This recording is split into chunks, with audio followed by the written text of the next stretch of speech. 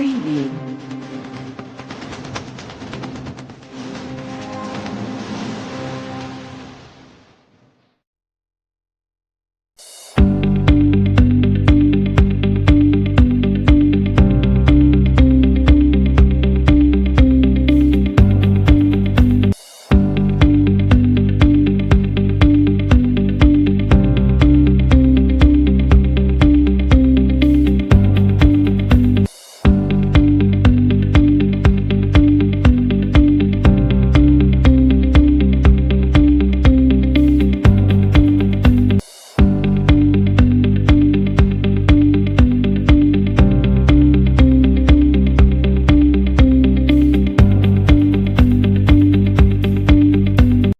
नमस्कार सर्वांना सस्ने जय महाराष्ट्र.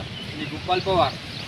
वाशिम जिल्ह्यातील रामनगर तांडा या गावाला आपण भेट दिलेली आहे. गेल्या अनेक वर्षापासून या गावाला मुख्य रस्ता नाही. या रस्त्यावर असलेला पूल पण तुटलेला आहे. या दळबद्री रस्त्याबद्दल आपल्याला रामनगर तांड्यातील काही नागरिक आपल्यासोबत त्यांची आपल्याला प्रतिक्रिया देणार आहे.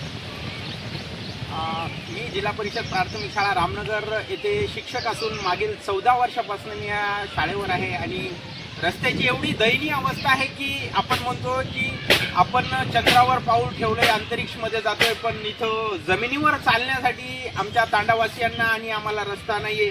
अतिशय दयनीय अवस्थेमध्ये विद्यार्थी शाळेमध्ये जातात.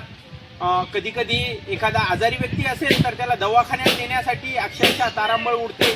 पण रस्त्याची एवढी दुरावस्था झालेली आहे, त्यामुळे कित्येक जणाला ह्या रस्त्याने 2 म्हाताऱ्यांना प्राण गमवावे लागलेले आहेत. मी माझ्या डोळ्यांनी पाहिलेलं आहे. एवढी दयनीय अवस्था या रस्त्याची आहे. विद्यार्थी जाताना वाहतुकीची सोय नसल्या कारणाने त्यांना पायी गुडघ्या एवढ्या चिखलामध्ये जावं लागतं आणि त्यांच्या शिक्षणाचा प्रश्न इथं निर्माण झालेला आहे. तरी प्रशासनाला विनंती आहे गावकऱ्यांकडनं की ह्या रस्त्याबद्दल त्यांनी लक्ष द्यावं आणि हा रस्ता दुरुस्तीसाठी आणि निर्मितीसाठी काहीतरी ठोस उपाययोजना करावी, एवढंच या निमित्ताने मी सांगू इच्छितो.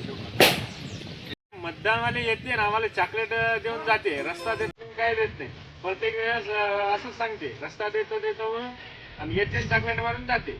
हे कोणते असे नेते आहे? आम्हाला रस्ता द्यायला काय झाले?